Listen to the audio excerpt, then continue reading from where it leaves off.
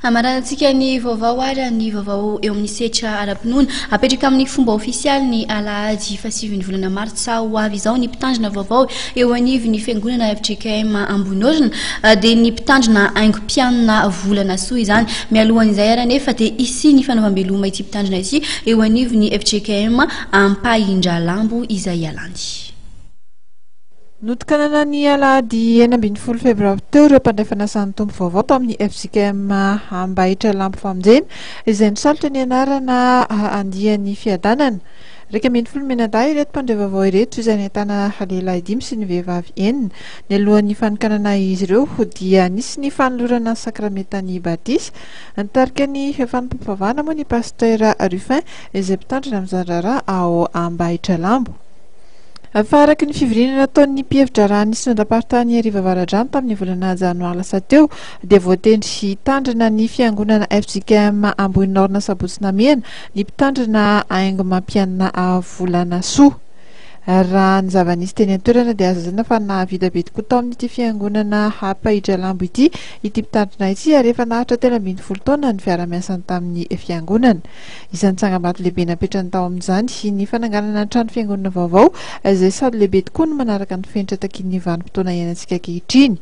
Hita fa dia malahelo koa ireo kristianina ao amin'ity toerana ity noho izao fanendrena izao saingy eken'izy ireo kosa ny fandaminana izay ataony ambaratonga-drafitra. Ny fandaminan'ny sinodam-paritany zany dia voatendry ny ray aman-dreny mpitandrina antsika hitondra indray ny FJKM Ambohinorina Sabotsy Namena.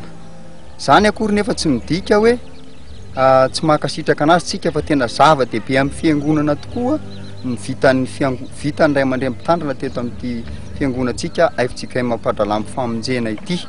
Noho izany dia miantso atsika zanak'ampelezana rehetra ho tonga tia tanindrazana amin'ilay alahady 2 mars anao ny fankasitrahana amin'ny mpitandrina ho fanaovam-belomana azy ho fitsofan-drano anazy sady ho fankasitrahantsika anazy tamin'ny asa izay vitany teto amin'ny fiangonana FJKM Ampahindralambo Famojena satria zava-dehibe tokoa ry havana ny vitan'izany ray aman-dreny zany teto amin'ity fiangonana ity. Koa tsara raha akasitraka azy sy hisaotra an'Andriamanitra tsika hitsodrano azy amin'ny fotoana izay ahatongavany sinodam-paritany ho fanaovam-beloma azy eto amin'ity FJKM Ampahindralambo Famojena ity. Noho izany miantso atsika zanak'ampelezana rehetra zany ho tonga maro aty an-tanindrazana fampapavahana dia manomboka amin'ny 7 ora sasany Antsoina araka izany ny kristianina sy ny zanak'ampelezana avy ao amin'ny FJKM Ambahitralambo Famojena ho tonga eny an-toerana ny alahady 2 mars ho avy izao isy ny fotoana anao am-beloma sy fitsofandrano ny mpitandrina haingo mampianina volana soa ny alahady 7 mars kosa izy no apetraka ny sinodam-paritany Ariva Avaradrano ao amin'ny fiangonana FJKM Ambohinorina.